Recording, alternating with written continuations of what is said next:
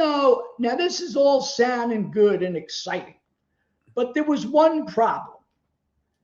I was bleeding money like I was laying on the street like my arm was cut off. I was going to ask that question. I didn't know if I should or not. I never making made money at that time. Not only did I not make money, I lost. Thank God the ticket business was good, and thank God I didn't have children. So I always knew that despite as bad as this thing is, I'm not going to sacrifice my scalping ticket resale office.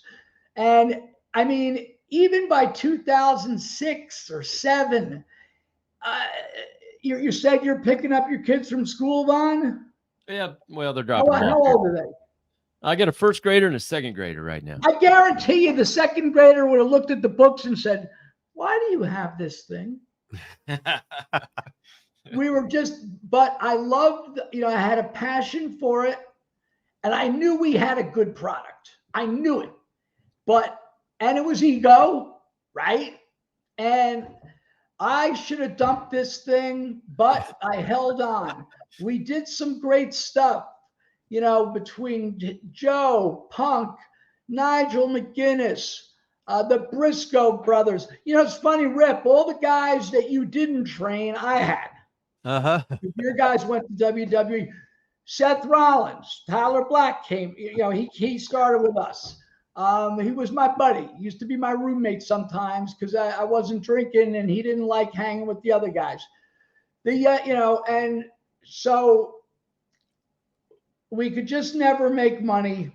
And we got a TV deal with HDNet. That's that Access Mark Cuban, right? Yep.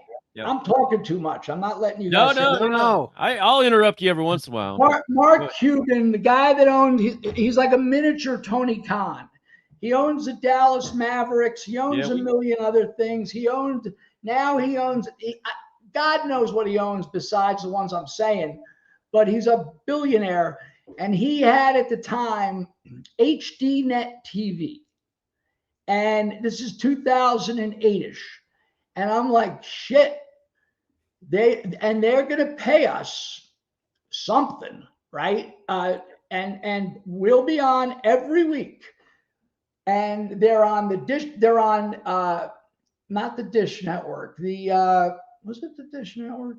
Whatever. But they were not on a lot of cable systems. Right.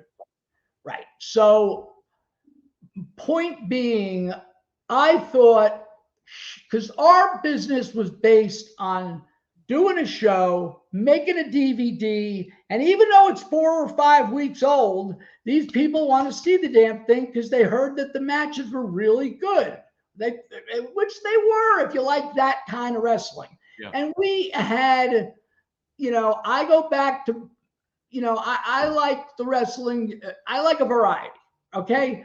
Anyway, we did the HDNet thing. Did you guys set out to have that kind of wrestling, like to be different style than, let's say, the WWE or F or whatever it was? Was that intentional? Like, because you guys were different. That was intentional. As a matter of fact, we did 2 tapings of the HDNet show at the Davis Arena. Oh, really? Back in 2010, when Carnett was involved. Oh yeah. I do remember that. Yep. So. Well, right after I left WWE. The point is that we were on for 2 years, and we were surviving on merchandise and mail order, which was good. And this didn't mean a fiddler's fart. They only had like penetration of 4% of the country, which was better than nothing. But I'll never forget the first time the show came on. And it was on a decent time, like Thursday at 9:00. And why can't I think of the other thing? DirecTV. That's what they had. DirecTV. They were like channel 398.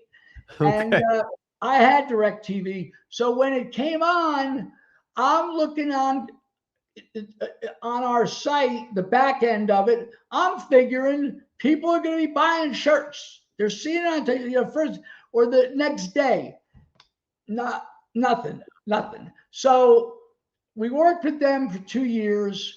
All this time, I knew I got to get rid of this thing.